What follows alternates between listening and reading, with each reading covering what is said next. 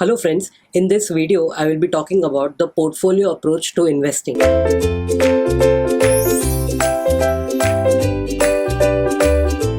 Let us talk about one mistake that amateur investors make while selecting stocks.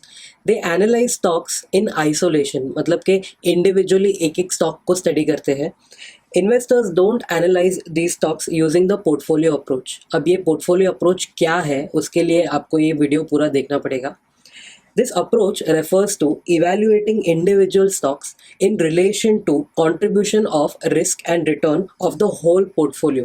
मतलब कि एक stock को आपको पोर्टफोलियो के अप्रोच से स्टडी करना है.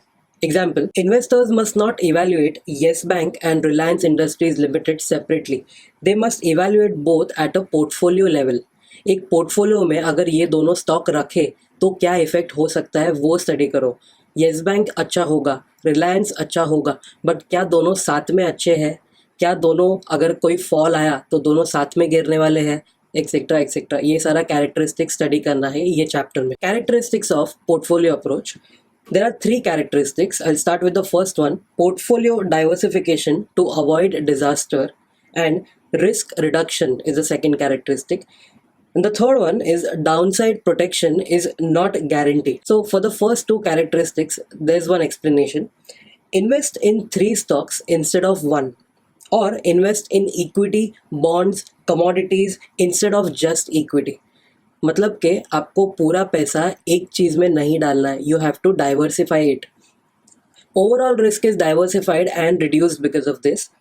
Example, if equities loss is compensated by commodities gain, then the loss is reduced due to diversification.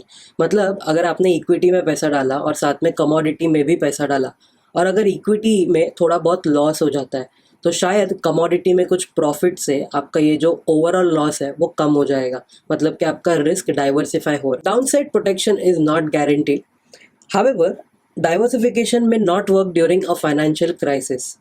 During a financial crisis, the correlation of all the asset classes will increase and all the classes will lose values since the markets will crash. मतलब अगर for example 2008 में जो financial crisis हुआ था तभी क्या हुआ था, हर एक एसेट क्लास ने लॉस दिखाया था. या वो रियल एस्टेट है या वो इक्विटी है या बॉन्ड्स है, हर एक क्लास में देयर वाज अ लॉस. तो during a crisis correlations will increase and therefore the downside protection is not guaranteed. One measure of diversification benefits is known as the diversification ratio. First, let's see the formula. Diversification ratio is equal to risk of equal weighted portfolio of n securities divided by risk of a single security selected at random from the above portfolio. Basically numerator में आपको एक risk factor ढूंढना है of an any equal weighted portfolio.